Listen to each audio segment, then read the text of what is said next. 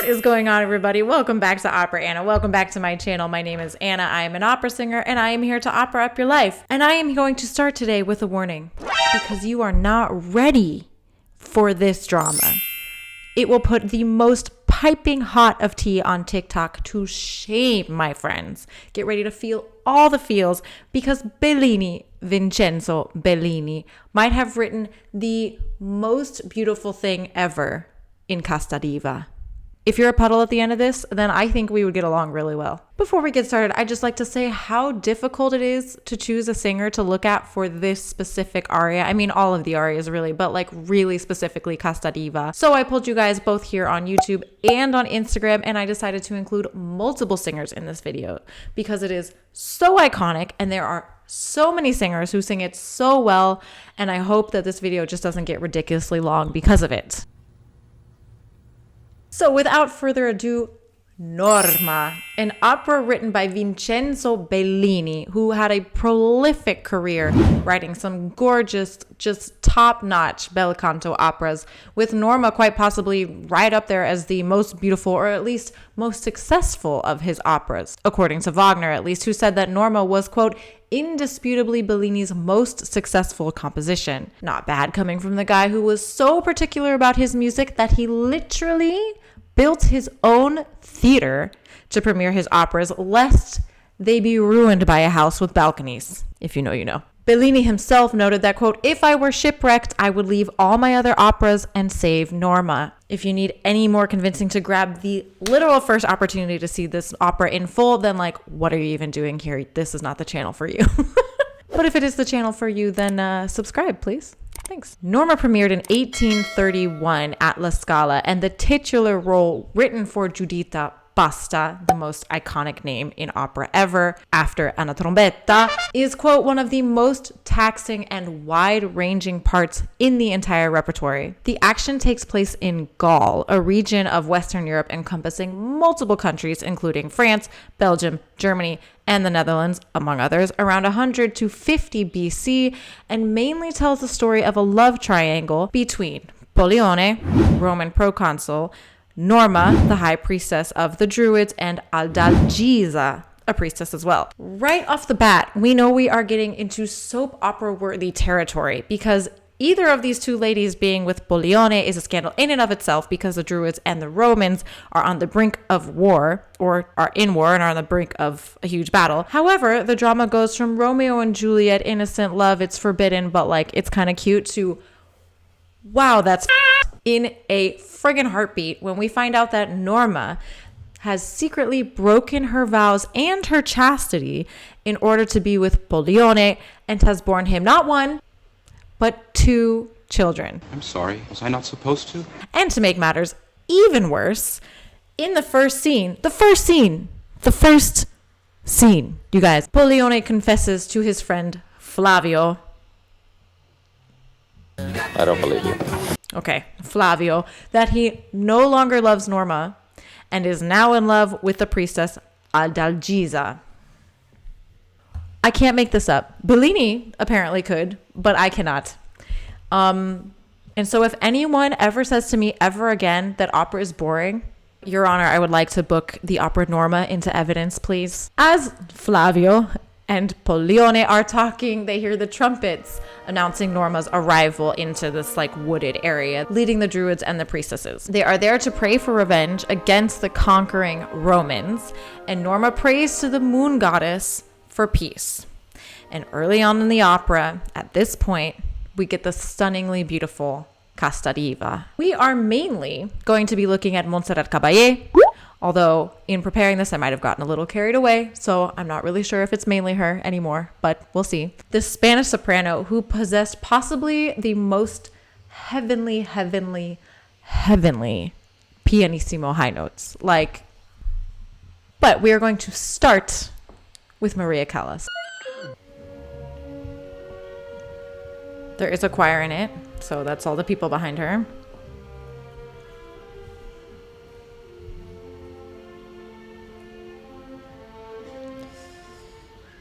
This, not a production, was filmed at the Palais Garnier in Paris, But trust me, it really doesn't need to be part of a production because really all that's going on is a prayer. And if you are going to fill it with tons of stuff, then I don't want to work with you. Okay, here we go. She apparently had like millions of dollars worth of jewels on at this performance.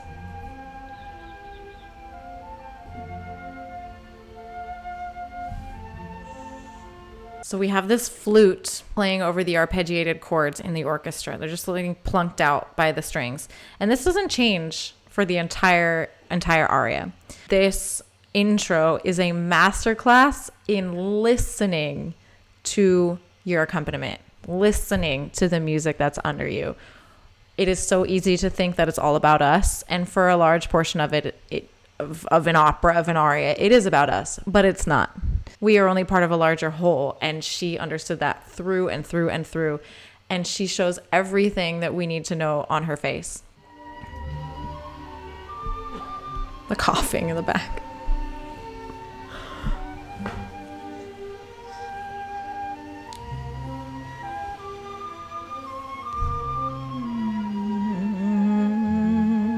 Ugh. So I wanted to look at Maria Callas for the intro because, like I said, there is just no one else who can listen and who can feel like she can. Even without opening her friggin' mouth, she's still the best singer there is. I mean, this minute-long intro, longer even, gives us almost all of the musical material we will be presented with throughout the entire aria, which happens a lot in bel canto. It's not about surprising the audience with a gorgeous melody. It's about the singer molding and emoting and showing off their gorgeous virtuosic abilities, which all of these singers that we're going to look at today do. Oh. It's just so simple. Oh my God. I'm going to get copyrighted for this, but honestly, I don't even care.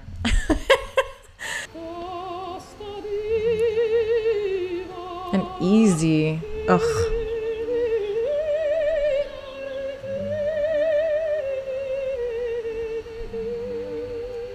The melody is just so beautiful in its simplicity, and she allows it to be. I love that she just holds herself. But can you hear how Bellini gives the singers all the room to do whatever they want within the parameters of the aria, of course. There's just a simple arpeggio in the strings being plucked on the downbeat as well.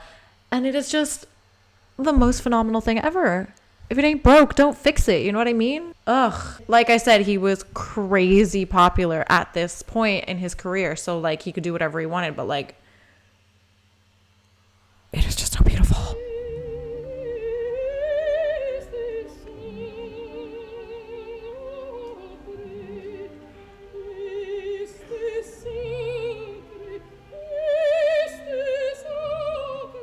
Oh, that classic Callas sound. It's just not fair. We're not even through the first verse yet, and Bellini stretches out the text so much. At this point, it's really not even about the text at all anymore. It is helpful to know what she's saying in her prayer, though, however. Casta Diva, the moon, chaste goddess, turn your face upon us, unveiled and unclouded.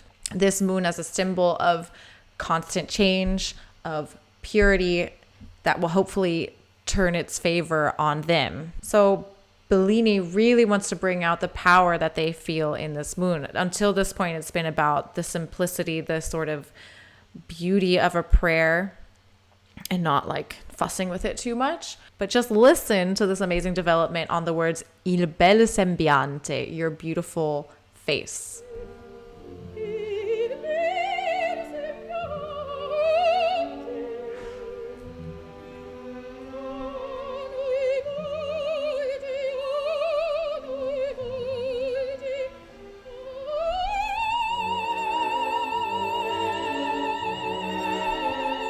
As if it's nothing.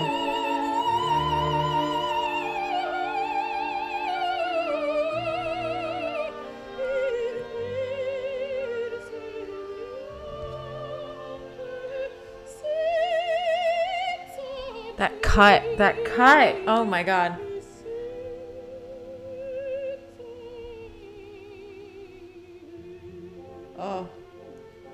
And then the horns. Oh my God. Not the most beautiful voice ever, but still kind of the most beautiful voice ever. That is the mystery and oxymoron of Maria Callas, for me at least. Like, she's got so much sharp blade edge in her sound, and yet it's so rich and so warm. It's just completely iconic. Completely iconic. Let's see how Montserrat Caballé does this exact same line in possibly the most perfect setting for this opera ever. That wind is real.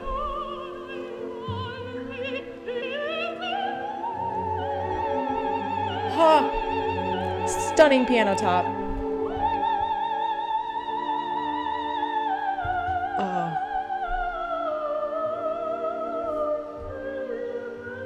It's just not fair.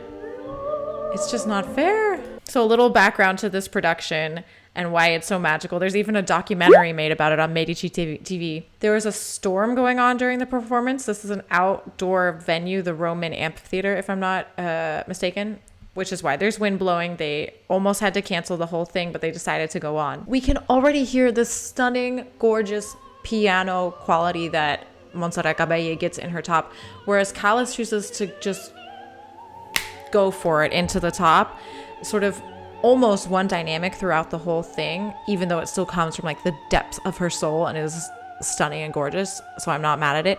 Bellini actually writes a crescendo on all of those high A's going to the last one before coming down. So in that sense, Caballé follows the music more, but like it is not possible to accuse Callas of not making an informed musical decision. So like at this point, it's just up to her own interpretation, which also is just stunning and beautiful and soul crushing and gorgeous. Can I think of more adjectives for this? I don't know. So what about Rosa Poncel, a very, very oldie but goodie singer, one of the first interpreters of this aria? Very old recording.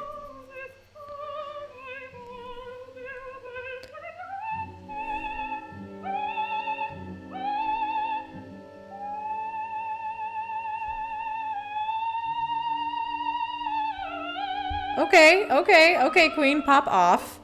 I love how you can sing literally one note totally differently 5 different times. Oh my God.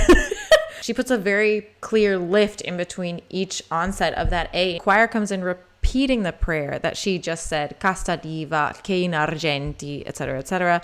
And Norma sings this amazing line, which seems so insignificant, but in the right hands is breathtaking.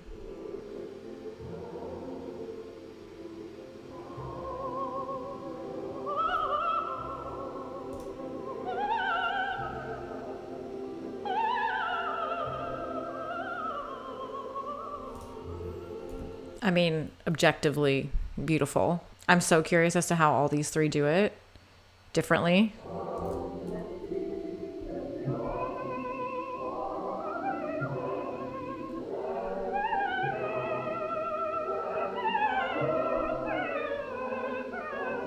Slightly different part of the aria, but that's okay. It's the same thing. She has so much core to the voice. It's kind of unbelievable. I mean, I know it's an old recording, but like, even on the old recording, you can hear how rock solid it is. It's unbelievable. All right, Callas.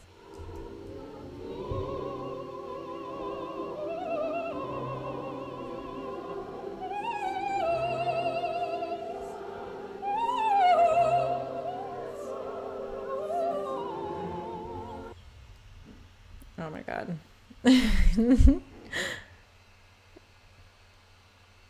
There's a lot of similarities between Callas and Poncel, I gotta say. It's only 28 years apart. So flexible.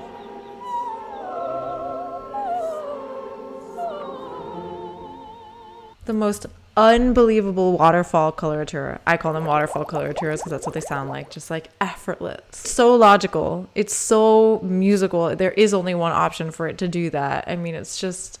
and like, I'm sorry, you can't hear that and not be touched. It's literally not possible. And tell me how that's screaming. Tell me how there are people who hear opera, who maybe hear the first part of this aria and say they're just screaming. I see you, and I will raise you one Maria Callas. Like, huh. So we move on to the second verse where she says, Tempra, O diva, temper, goddess, the burning hearts, the excessive zeal of your people. And like happens so often in bel canto, we get the same melody, which means we get to hear more singers do it. There's been a little interlude, a little arpeggiated interlude that's basically exactly the same as the first two bars right before the voice comes in the intro.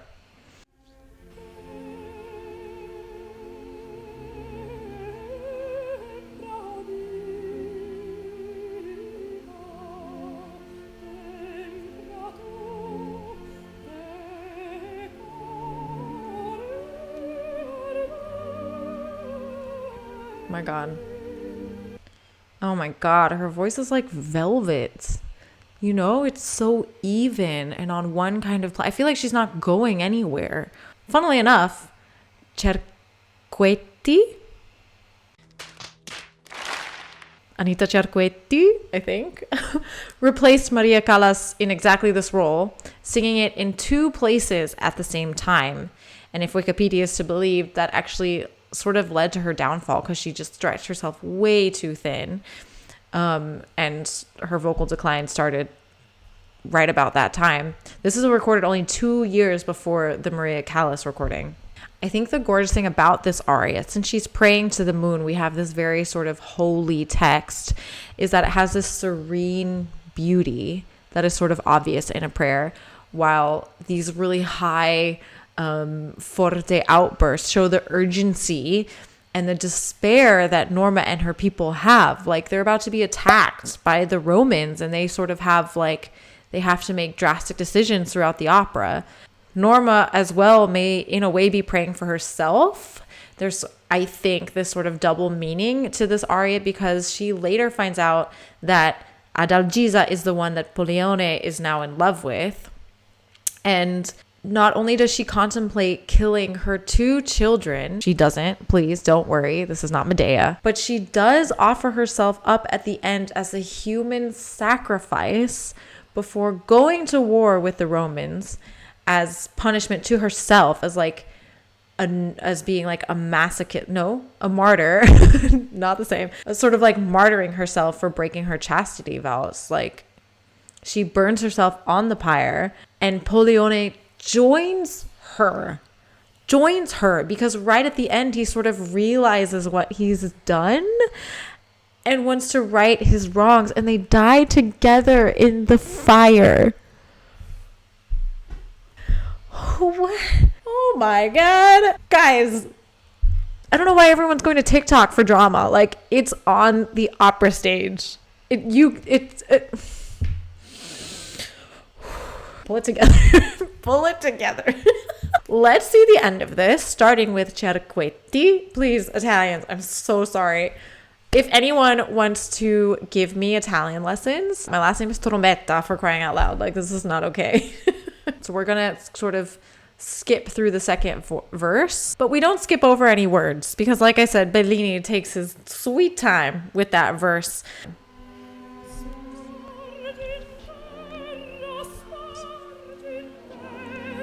Those consonants, y'all. Sing on the consonants.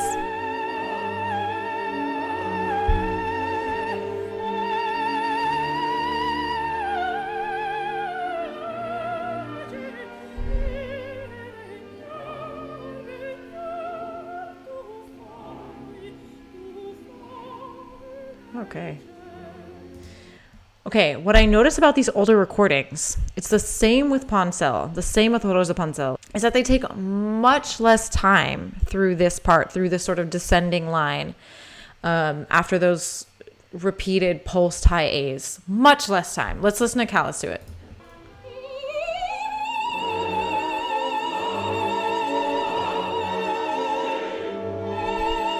She looks like she could be lip syncing this. So simple.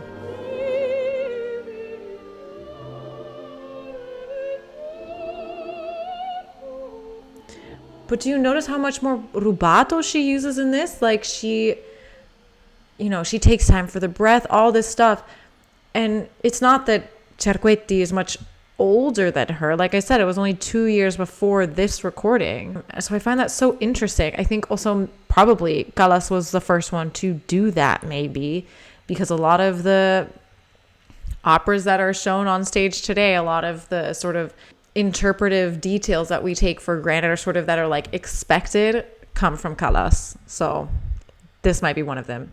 Callas also doesn't lift in between each of those high A's like some of the other singers. We heard Poncel do it. I think we hear Montserrat Caballé do it as well. But she does pulse the breath to accent each one, as Bellini writes. Those little triangles, unfinished triangles, are accent marks. Caballé even hooks each A, sort of like Poncel does.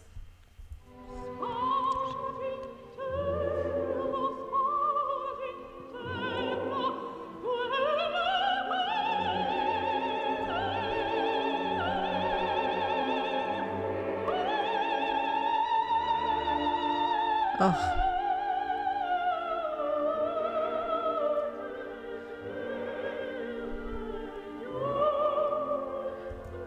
I mean, there's something about the pulsing of the choir behind her, just like the strings did at the beginning. That is just stunning. It takes this piece to an entirely new level, and that's probably why Bellini wrote it. I mean, but Caballé has one more trick up her sleeve. And it's the reason that she is the main person for this. I think we might have looked at Callas a little bit more, but is, in my mind, the main person for this.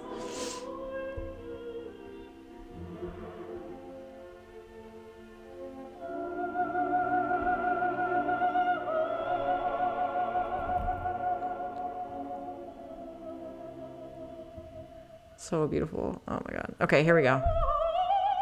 Here it is.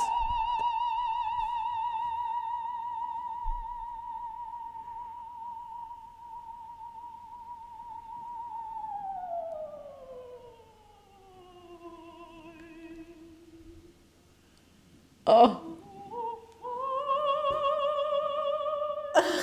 Honestly, is this a joke? Are you joking with me? I told you she was the queen of pianissimo. It is so ridiculously controlled. And what's funny is that a lot of times when people hold out a note really long, I'm like, okay. Like, is this getting distasteful? Like, I don't know. But the longer she holds out this note, the more I get goosebumps every single time. It's just unbelievable. It's unbelievable. How are you doing this? No one else even comes close to this level of piano or even holds it out that long. Callas definitely tries to hold it out and make a decrescendo, but in my opinion, it doesn't go off really that well at all.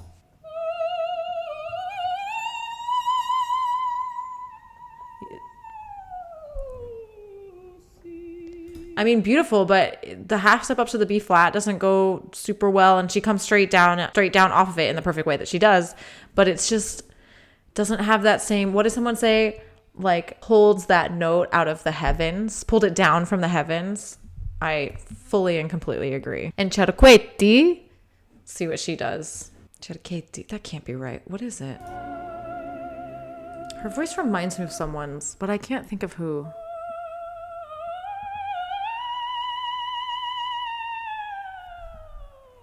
You know, sort of comes off it right away. I do love the gorgeous messa di voce she makes on that last note. Again, just such a staple of the bel canto repertoire, one of the like little tools in the toolbox that you can use.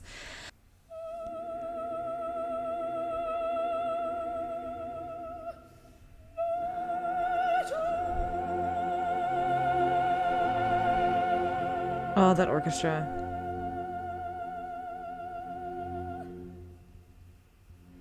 Oh my God. Not to mention just the like heartbreaking color of her voice. Like I don't know what it is, but it's just so pretty. And I just want to reiterate how the seeming simplicity of this line makes it that much more difficult. And all these singers make it sound so easy and so fluid and so beautiful, but it is so freaking hard. You know the thing where someone makes something look really easy that you know is really hard, like singing or ice skating or I don't know, something that requires a lot of skill. They make it look easy, which means that they're really good at it. Literally all of these singers, they make it sound so easy. The entire bel canto repertoire is like this, that it sounds really easy, but actually it's really hard to pull off because everything is so focused on the beauty of the line and the beauty of the voice. So everything is super exposed and super vulnerable. It requires just like unbelievable control and musical sensitivity, and it's something that you just have to feel. You can't actually learn it, which is why watching older singers, the people who were in contact with the composers or who were like one generation removed from the composers, is so important, because we need to learn from the people who did it, who created it, who felt it at their core, so that we can do our best to carry on that tradition. Thank you so much for joining me today to check out Casta Diva from all of these amazing singers. Let me know which of these singers you've heard before. There were a couple little curveballs in there. And if you knew about the crazy TikTok soap opera drama that is Norma, don't forget to subscribe to the channel. And if you follow me on Instagram at opera.anna, I post about even more singers that interpret this aria and lots of other arias. So join me over there to opera up your life every single day, and I will see you in the next one. Addio.